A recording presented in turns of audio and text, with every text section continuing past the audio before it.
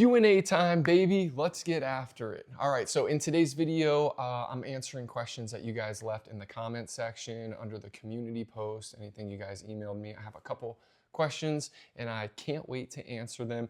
So that's what we're gonna do. I also wanna say, if anyone wants to email me, see my social media, or join the channel, we go live every Wednesday at 7:30 p.m. Eastern Standard Time. You can do that down in the description box below. Just hit the following links and you can do all that. Thank you everybody who's been following, hitting the like button, the subscribe, all that. I really appreciate it. Tonight, actually, I'm speaking on Zoom at the University of Florida for a substance abuse and drug addiction class. They want to hear my story. And so if you guys have not seen my 8-part series about my coming out and drug addiction, definitely go check that out. I think that's everything. So let's just jump right into the first question. What misconceptions about being gay, what are some misconceptions about being gay that you'd like to address? I would like to address that just because I am gay does not mean that we are all the same, okay? And just because I'm gay does not mean that I live a certain way of life.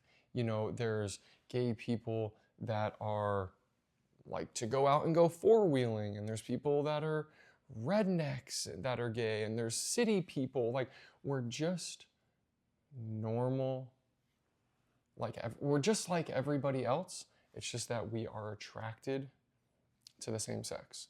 I think that's one of the biggest things. And in the video I did with my dad about my coming out and all his, and the awkward conversations, you know, he said lifestyle. I don't agree, or I don't live that lifestyle. Like, that really frustrates me, because it's like, what lifestyle are you talking about? I'm just like every other person. I'm attracted to men, and in particular, older, mature gay men that are more, in my eyes, masculine. So that's definitely one misconception. So just to let you guys know, like, these are the questions right here. I don't have anything written down. I'm just going right off the top. Next one is, what is something that you used to believe to be true that you no longer believe is true? So what is something that you used to believe to be true that no longer believe to be true? You know what? I used to believe that growing up in the church, that God and Jesus Christ was the only way to be saved or to go to heaven. And I think by growing up that way, I was wired to believe that. And it's taken me a long time to understand that that is not true for me. And I'm not saying that that's not true or people can't believe in that.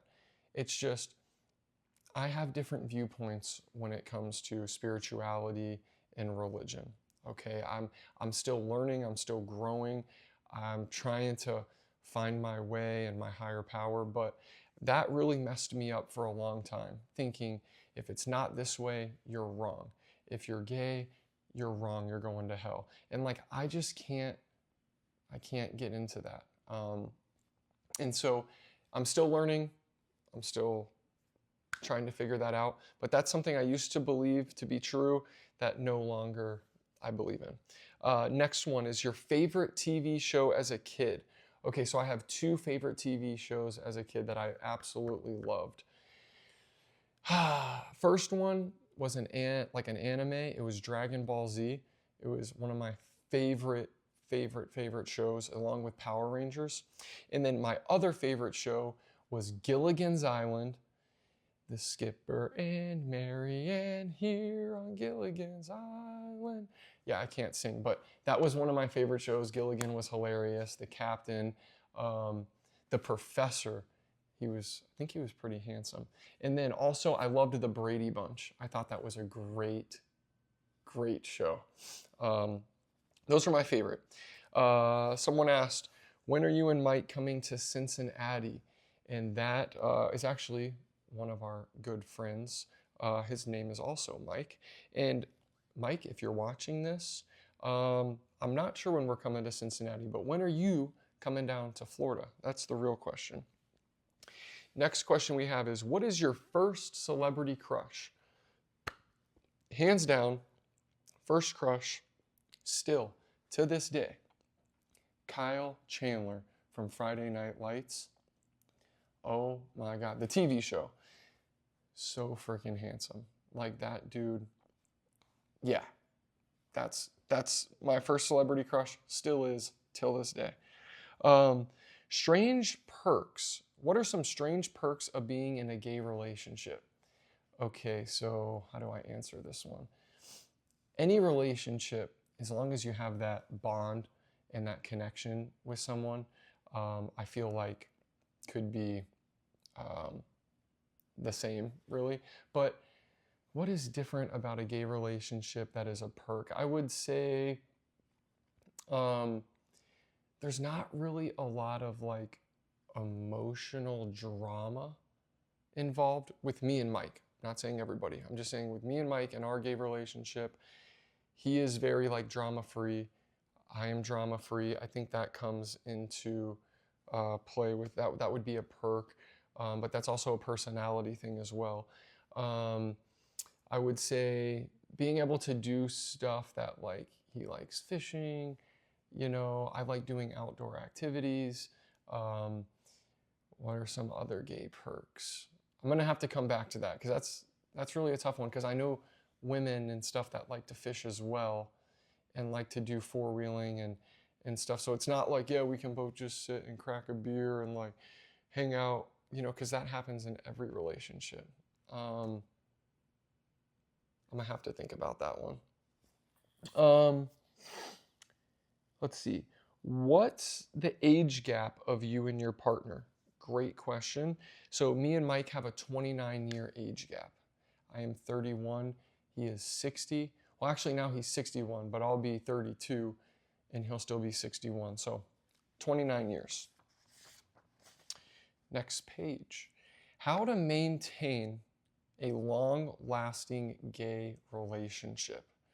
Okay, now, first, what is your definition of long-lasting? My only gay relationship that I was in before this one was 6.5 years. And it was my first relationship, so I can't say I have the best advice on how to maintain a long-lasting relationship. But if you consider 6.5 years long, and any info that I have, just remember that that was my first partner or boyfriend, was what I took away. Communication is key.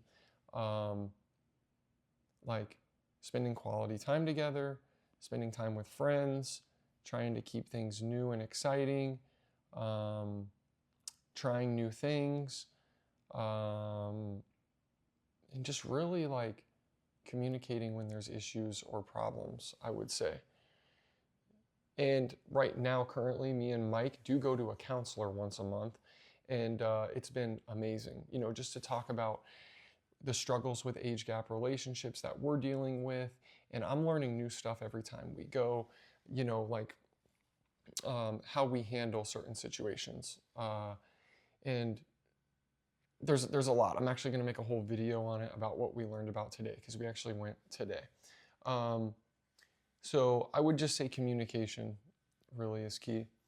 This is another one. I'm not really sure how to maintain long distance age gap relationships. So one, I've never been in a long distance age gap relationship. I mean, at one point in my first relationship, my partner lived in Ohio for a couple months and then I did. But when we really like got together, like officially, I ended up going up there with him and then coming back down. So I don't have the best advice, but I think it would go back to, communication, knowing what you need, knowing who you truly are, and expressing that to that person. Knowing what your needs and wants are, communicating that to them, and just communicating in general, and knowing who you are and what you want, I think is the key to healthy relationships, especially if they are long distance.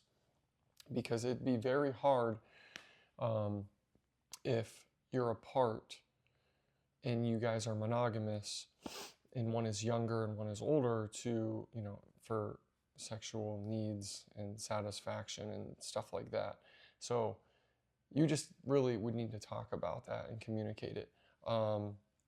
But those are the main questions that I have for today, and I really appreciate it. If anybody else has any questions, or you want me to do another one of these, comment down below. Let me know what your guys' thoughts are. I appreciate all the love and support. And strange perks of being in a gay relationship. I still can't think of really anything that would be in a straight relationship that would be any different, just depending on the person and their personality. I guess with me and Mike, maybe we have the option of telling someone we're in a relationship or playing it off as we're just friends, and we have that ability to do that. Or like a lot of people think he would either be my dad or whatever. So that could be a perk if you look at it that way. Yeah, that's about all I really got. I love you guys. Thank you so much for all the support. We're almost at 12,000 subscribers, and I will talk to you later. Peace.